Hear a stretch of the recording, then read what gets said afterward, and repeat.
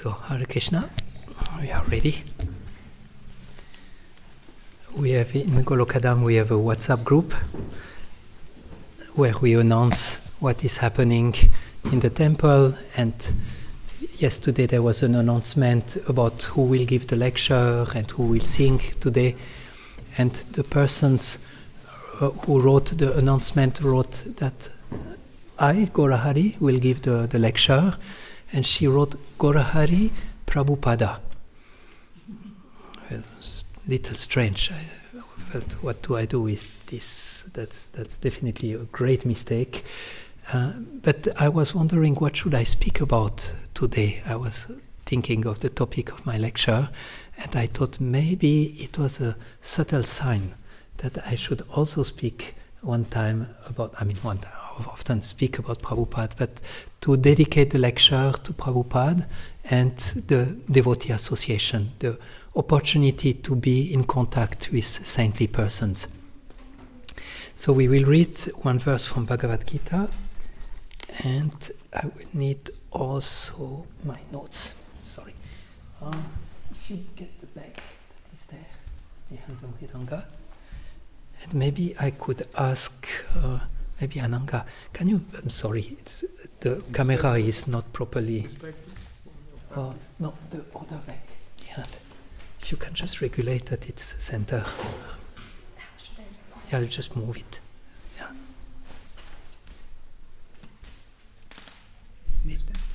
Yeah, perfect. A little, yeah.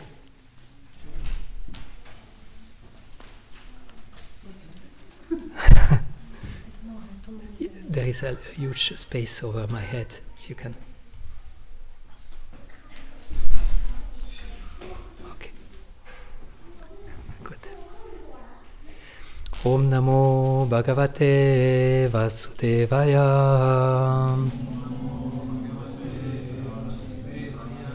Om Namo Bhagavate Vasudevaya.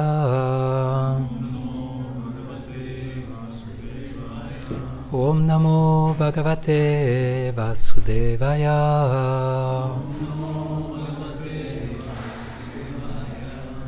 Thank you. So we will read today from Bhagavad Gita, chapter 10, verse 9, which is a very, very beautiful verse. There are in Bhagavad Gita 4 verses that are said to be the main verses of Bhagavad Gita, and one of them is explaining, or 2 of them is explaining who we are, what is the world. One is explaining what is the process, and one is explaining what is the goal. So first, what are the elements around, what the human being is supposed to do, and what will be the result. And this one is connected to what we are supposed to do. Maybe some of you know the Sanskrit, you can chant with me.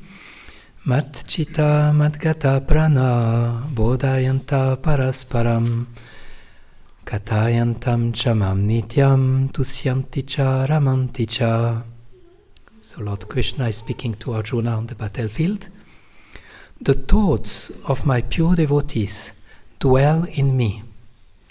Their lives are fully devoted to my service, and they derive great satisfaction and bliss from always enlightening one another and conversing about me.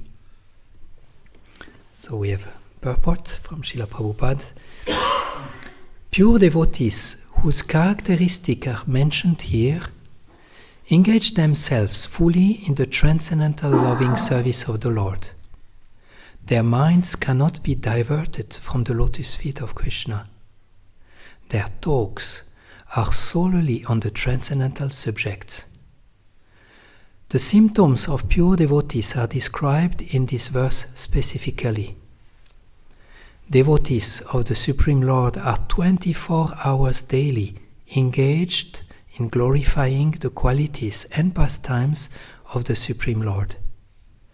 Their hearts and soul are constantly submerged in Krishna, and they take pleasure in discussing him with other devotees. In the preliminary stage of devotional service, they relish the transcendental pleasure from the service itself. And in the mature stage, they are actually situated in love of God.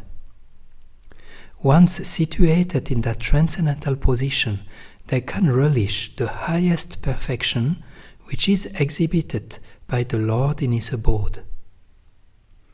Lord Chaitanya likens transcendental devotional service to the sowing of a seed in the heart of the living entity.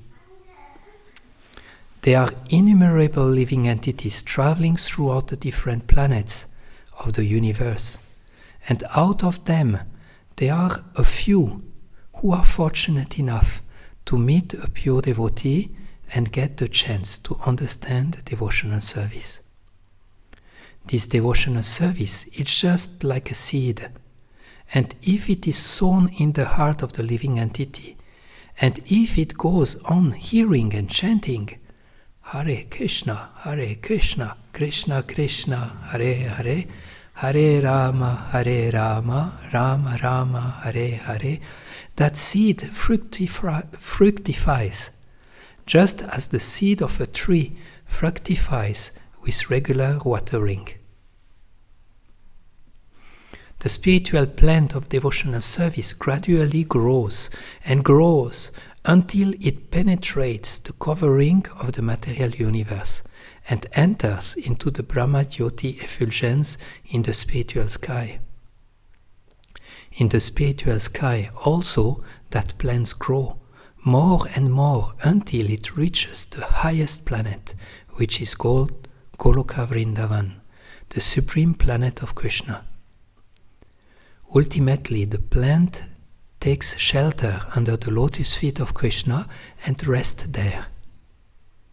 Gradually, as a plant grows fruits and flower, that plant of devotional service also produces fruits, and the watering process in the form of chanting and hearing goes on.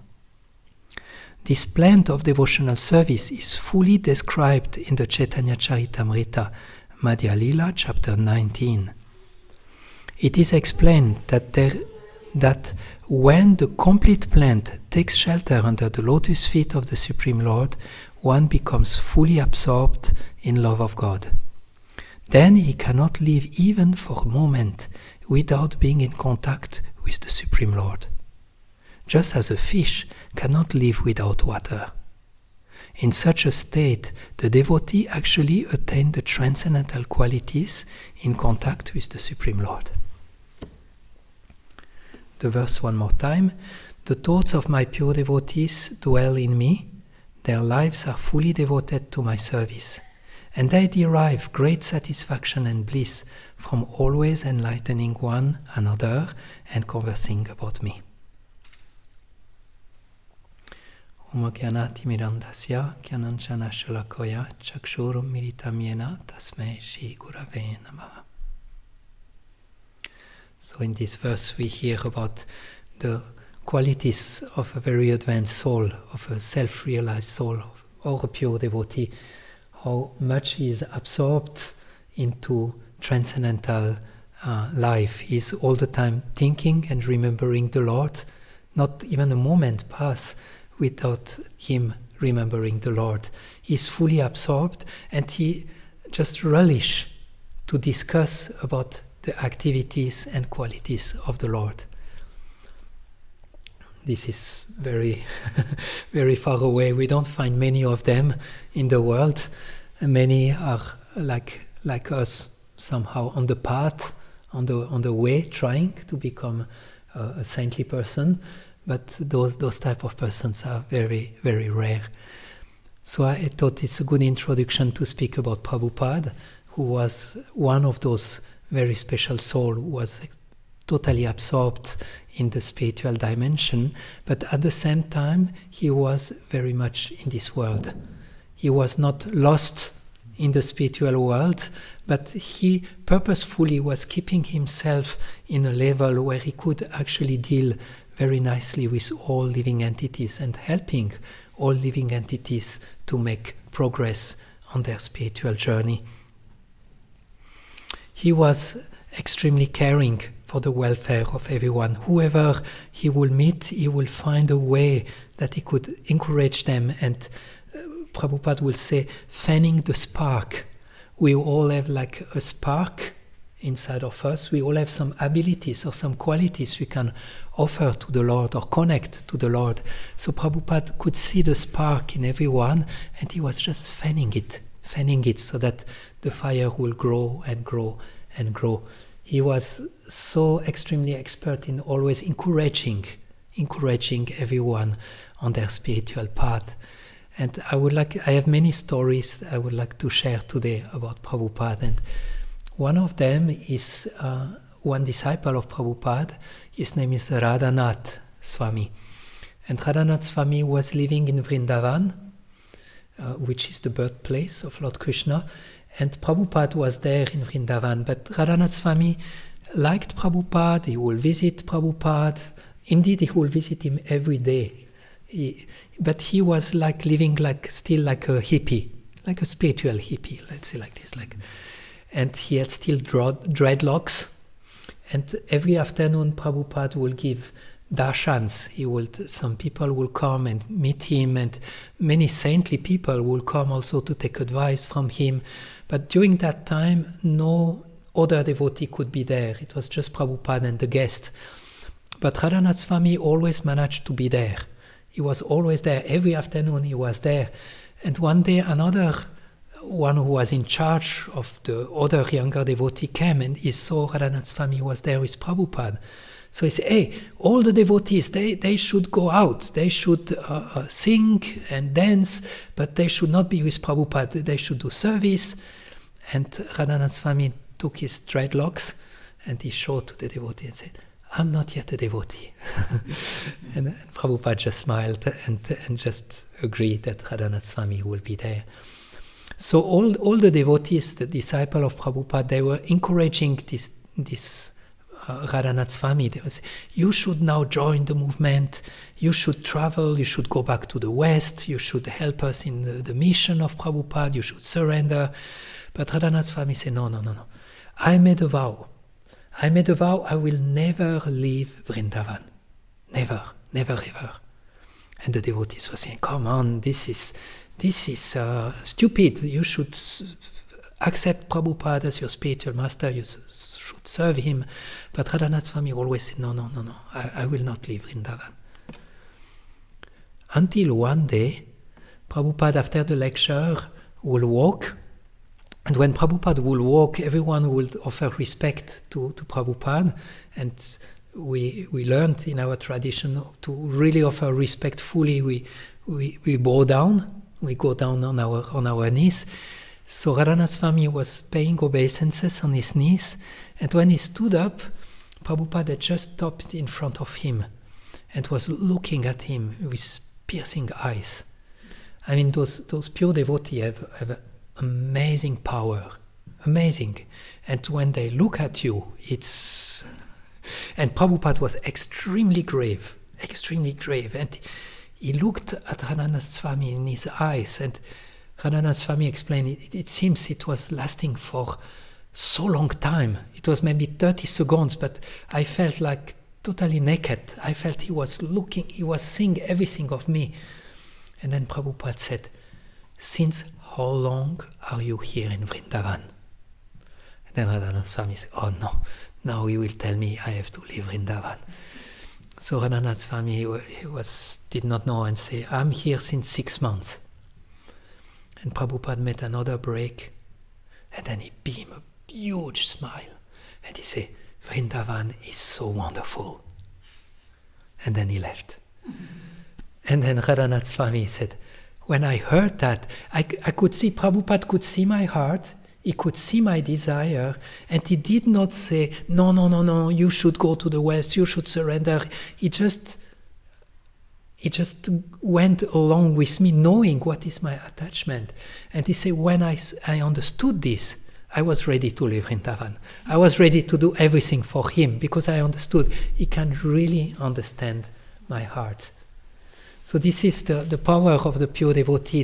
They know the heart. They can see, whoever they see, they can see who is the person in front and what can I do to help this person. Sometimes Prabhupada was concerned about the health of his disciple. Oh, what is happening to your feet? Why is your feet swollen? Sometimes one devotee will be sick. He will say, okay, take this and this and this medicine. Why is this devotee not having a blanket?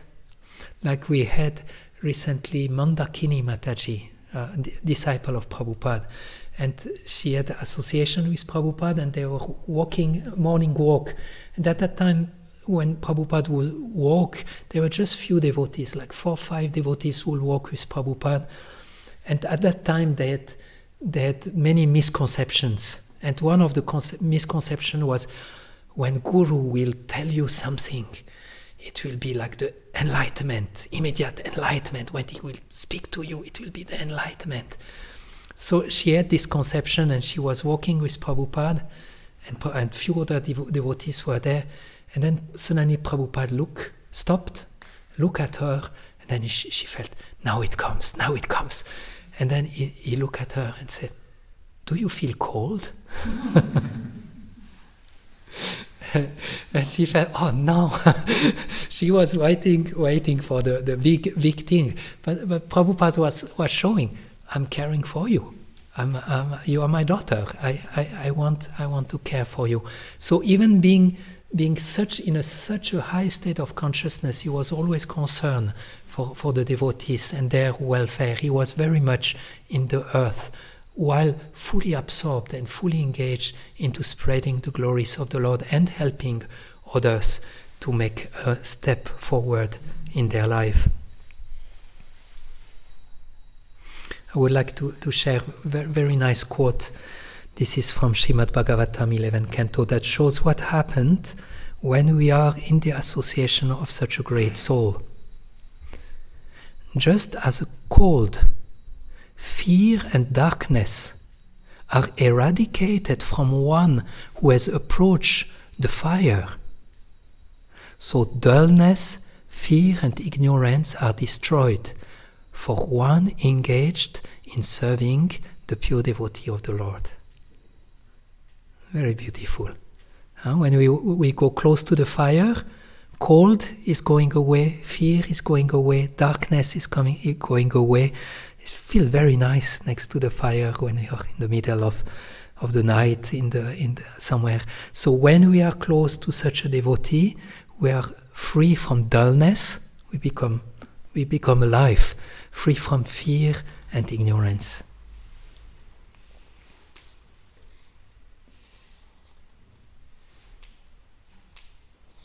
Another example I would like to mention from Srila Prabhupada, it's all his life is actually an example for us that we can imbibe, that we can walk through. Those great saints, they are actually showing us the way. It is said they crossed the ocean of material existence. They are with their consciousness already to the other side, but they left the boat in our side, so that we can also cross. And Prabhupada, when he was, I'm not sure if it was 16 or 19 years old, he was quite young. At that time, India was under the rulership of England or British people, and Prabhupada was very much for the movement of Gandhi. He wanted really like India being freed from this situation. And one friend of Prabhupada said, oh, there is a great saint. Come and see, we have to see this saint. But Prabhupada had so many so-called saints who are sometimes smoking ganja, who are not always behaving like so nice. And Prabhupada was saying, no, I don't believe so much in all those sadhus. But the friend said, no, this one is really a good, this one is really a pure one, it's really a good one, you should go and see him. So they went, it was in Calcutta, there was a house, just one floor house, and on the roof there was this great saintly person, and Prabhupada came there, and they offered their obeisances, And when they stood up, the saint looked at Prabhupada and said, "You are an intelligent boy. You should go to the West and preach Krishna consciousness to the West." And Prabhupada did not know this man. And he said, "How dare he? I'm just here the first time. He don't know me, and he instruct me already." So he was really shocked. But all his life, then later on, he accepted him as his spiritual master, and he had family, he had business, he was working, he was distributing medicines and like this pharmaceutic business, let's say like this. He was, by the way, always giving some free for the other sadhus. He was very, very generous. But then, all his life he had this instruction of his spiritual master: you have to go to the West and preach this Krishna consciousness. And at the age of 63 years old, he was ready to accomplish the mission. And 63 is quite old. But what he did at 63, he could have flew directly to America, but at 63 he went to Vrindavan. And from 63 to 69, he spent 6 years of his time praying, asking for blessings to be empowered for his mission. So this is quite amazing. Imagine you are 63 and you have a huge mission in front of you. You will feel, okay, let's go tomorrow and let's do my mission. But he said, no, I will take 6 years. Even though at this old age, it took 6 years just to prepare himself. And that shows actually for everything we want to do in life, we need actually some good preparation if we want to have some good result. And in spiritual life, this preparation is a preparation of prayer. It's a preparation of becoming recipient of blessings. Because in the spiritual life, we know very well, and in Indian culture, we know very well as also that without blessing, we don't go so far. So that's for me a very beautiful example that Prabhupada gave us, that anything we do, we need a good amount of preparation. That's a preparation of prayer. There is another story I would like to share with you that's also very beautiful. When Prabhupada was still Grihastha, he was living in Calcutta, but often he would go to Mayapur, and there he would go to a place called Shantipur. And sometimes he would spend the whole day just chanting the holy name with beads. He will sit in a corner of the courtyard and he will spend the whole day chanting. And there was a pujari in this temple, a priest, and the priest will see sometimes this man coming and chanting the whole day. He will sit in one place, he will not move. And sometimes he will cry, and the pujari will see, wow, this is a special person, he's very absorbed. So sometimes the pujari, actually later on, for sometimes the pujari did not see this man anymore. And then after some year, he saw this man coming, and this man was now dressed in saffron. He had accepted the sannyas order. And the pujari looked at him and said, but he looks like the one that was in white before. And he approached him and said, oh, what is your name? And Prabhupada said, my name is Bhaktivedanta Swami. And he said, I have a great mission. I have to, my spiritual master ordered me to go to the West and to preach, but I'm old and I don't know what is happening there in the West, but my spiritual master asked me to do that. So please give me your blessings, I'm going soon. So the pujari said, yeah, okay. And then few years later, 4 or 5 years later, the pujari was still in the temple, and then suddenly he saw white-skinned devotees arriving. People with white skin, dressed with dhoti, having sika, tilak, and dressed as devotee. And he felt, how strange. And one of those devotees, they approached the pujari with a magazine, Back to Godhead, and they showed a picture of Prabhupada. They said, this is our guru.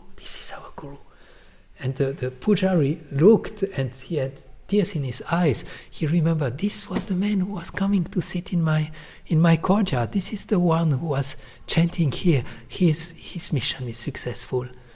I found like, again, like a very, very deep preparation. He would spend time in prayer so that he could be able to serve his spiritual master.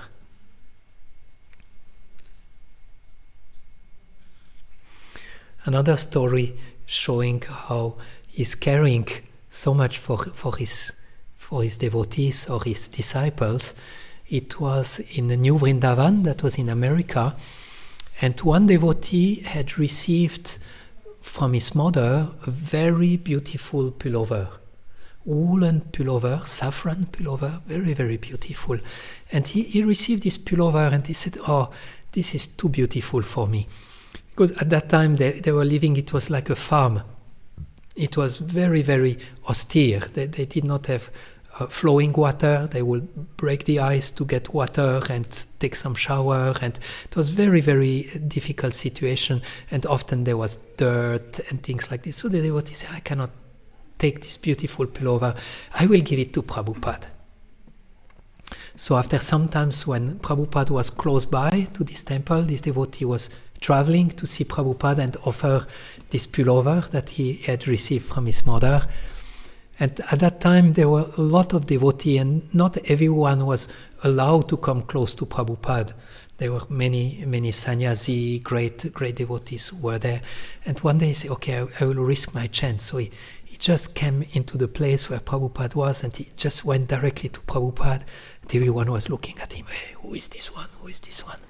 And he came and he said, "Prabhupada, my mother offered me this pullover, and I think you should have this pullover." And Prabhupada said, No, this is your mother's pullover.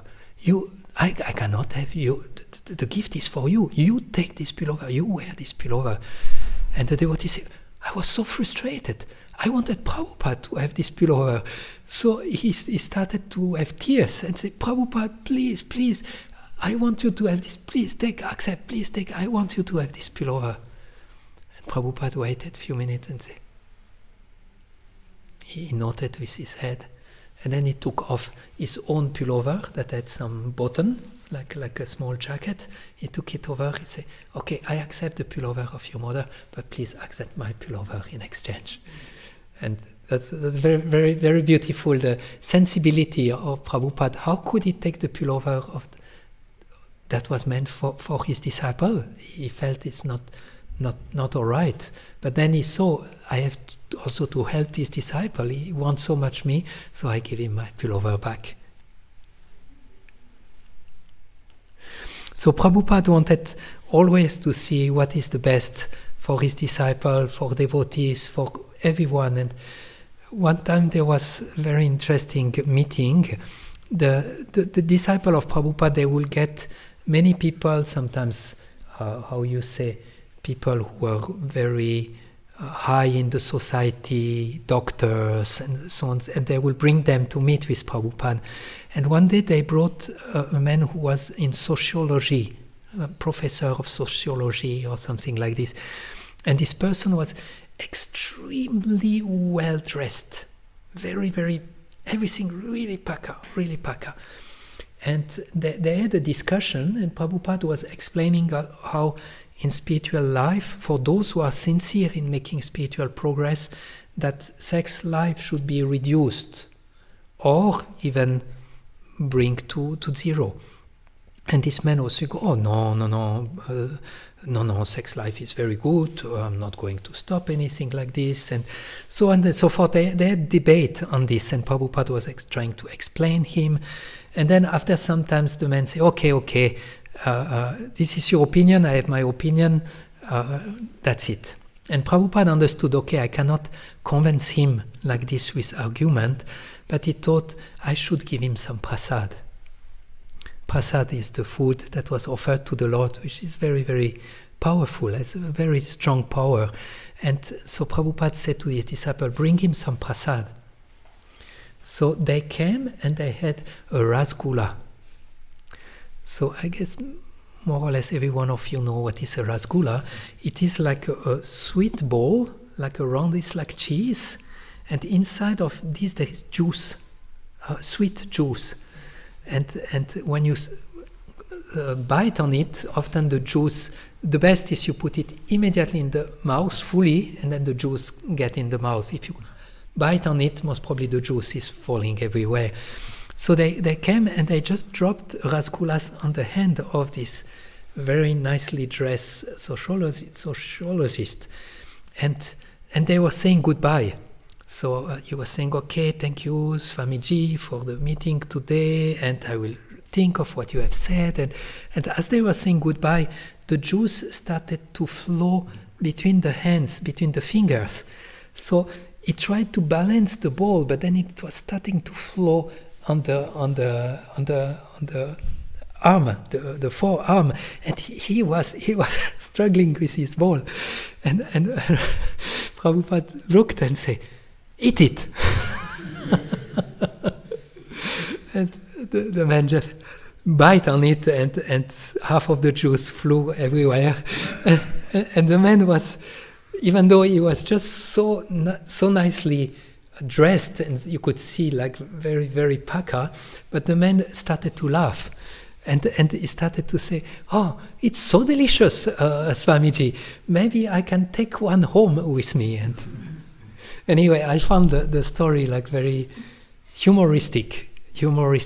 And at the same time, Prabhupada understood, okay, I cannot convince him with philosophy, at least I can give him some prasad. Everyone will be happy to eat. If they eat some spiritual food, they can make actually progress. And this is what we need actually in our life, is the association of such devotees.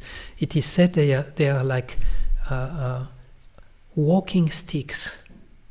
Like if you have a problem with the leg, you will have a stick that helps you to walk. So the association of such a devotee is like a walking stick that helps us actually to navigate into our life.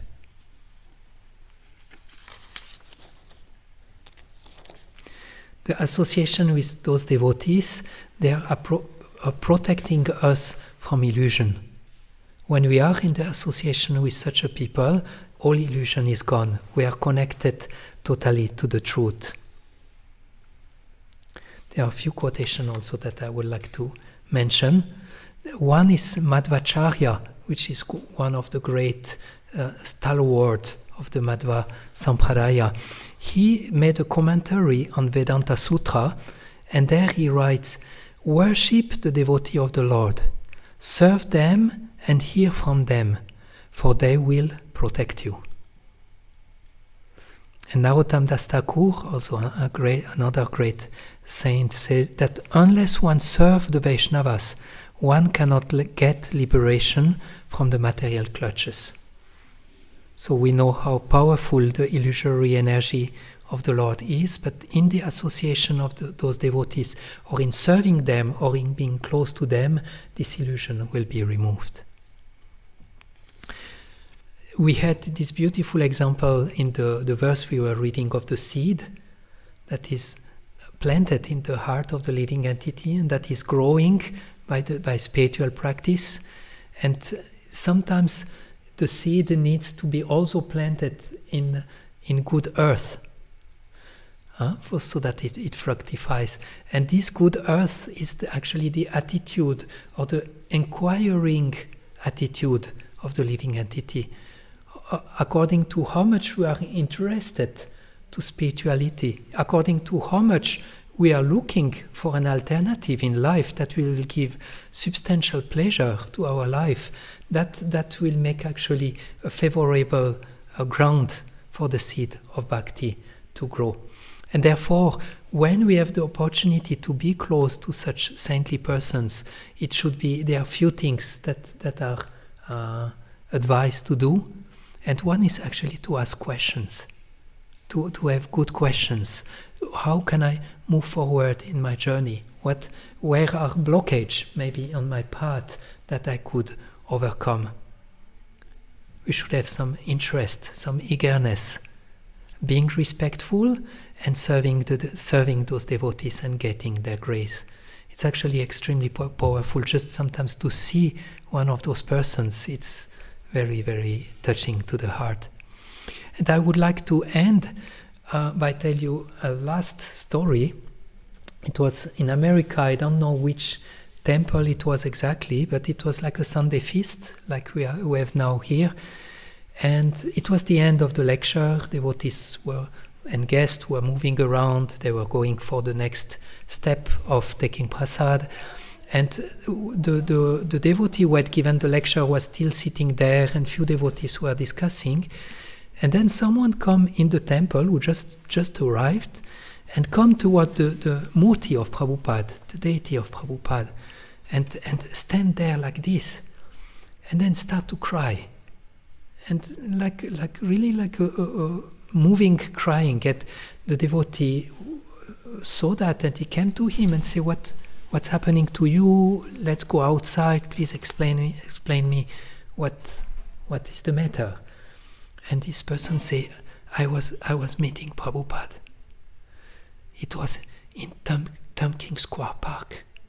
Prabhupada was sitting there in the park, and he was chanting Hare Krishna with his disciples. And I was passing by, and I was drunk. I was full of intoxication. But even though his voice was very soft, the sound was reaching very wide.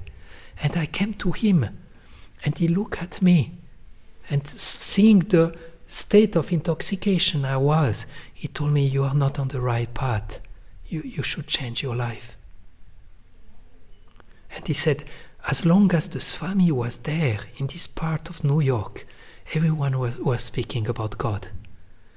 Everything was magic. When Prabhupada was there, everything was very, very magic. He did everything for God. In fact, as long as he lived in this place, everyone was talking about God. But when he left, the whole atmosphere changed, and people resorted to their old ways. My life has passed, but when I look back, I see that he was the most important person in my life. I lost all family and friends and wanted to see again Swamiji, but I did not know where to find him. And one day I was in the bookstore, and I found a book from Swamiji, and I saw behind the address, and there was the address of this temple, and I came here, and I was so happy to see Swamiji was sitting there. But then I understood it was his deity form. I understood he had left. Therefore I had to cry, because it was my best friend, the person who I felt was the most impactful in my life. And that's a very beautiful example how to be in contact with those great saintly persons, very, very transformative. And so that's more or less what I wanted to say. We can still take advantage, even though Srila Prabhupada is not anymore physically present with us. He have left many books that when we read those books, we feel very powerful, his presence in those books.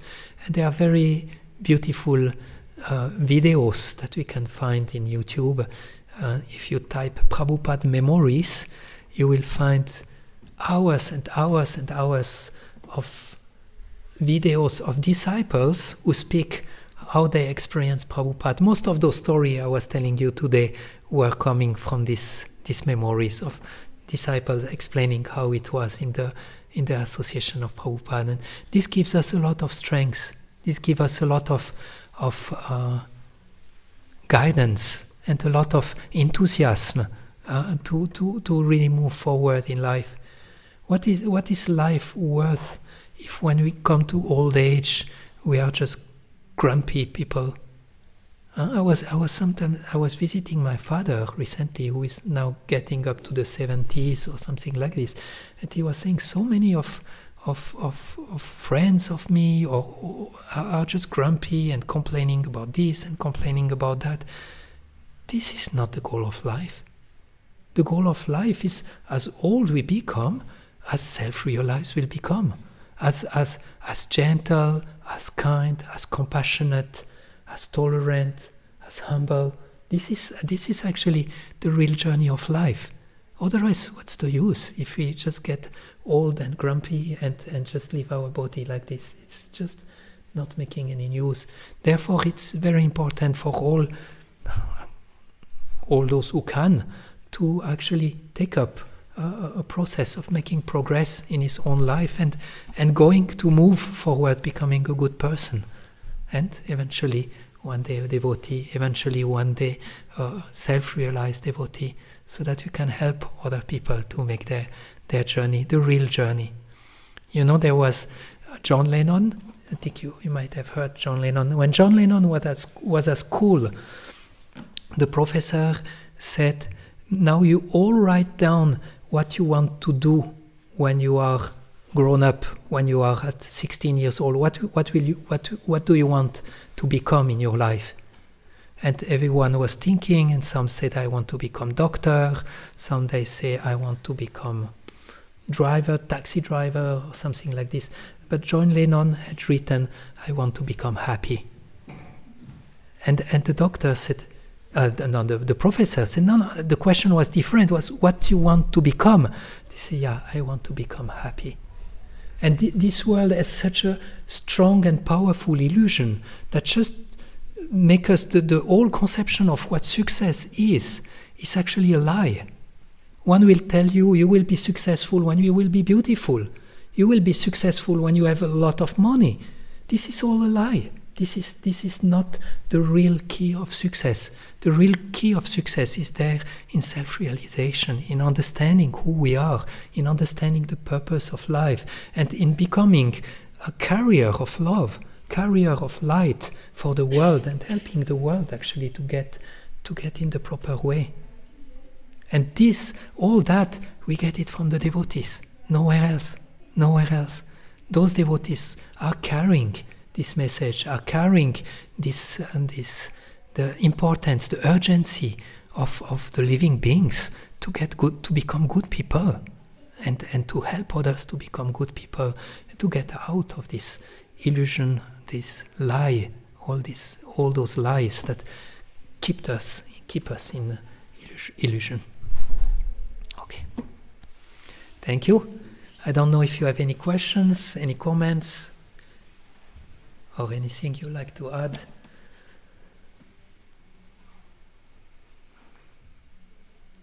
Ananga. Thank you very much for this inspiring lecture. Dradyumna Swami I was hearing from him, how he explained that Lord Chaitanya's mission, all of these acharyas was working together, like a teamwork, to bring this preaching of Lord Chaitanya to the fallen souls all over the world. And in this connection, he was explaining how Srila Prabhupada was, in the time when he was in Vrindavan, and he was visiting Samadhi of Rupa Goswami almost every day, and praying, very deeply praying. And he was really wondering how he would ever fulfill the mission of his spiritual master to go to the West and reach Krishna consciousness. And once Rupa Goswami appeared to him, and Srila Prabhupada was almost like crying, I will not be able. How should I go in America? how it's not possible for me, I'm old. And Rupa Goswami said to him, don't worry, I will be just next to you. And I was like, wow, how wonderful, what a power is behind Prabhupada, what a blessing is behind Prabhupada. Rupa Goswami is next to me, which is actually, who is Rupa Goswami. I was really very touched. Wow. Yeah. That's the parampara, huh? The disciple as a spiritual master. Who was a disciple? And they are all behind. Actually, we have Prabhupada, but they are all there behind, helping and supporting. And this is the person from spiritual world. This is a Manjari. This is a direct servant of Radharani, and saying, I will be next to you. Thank you.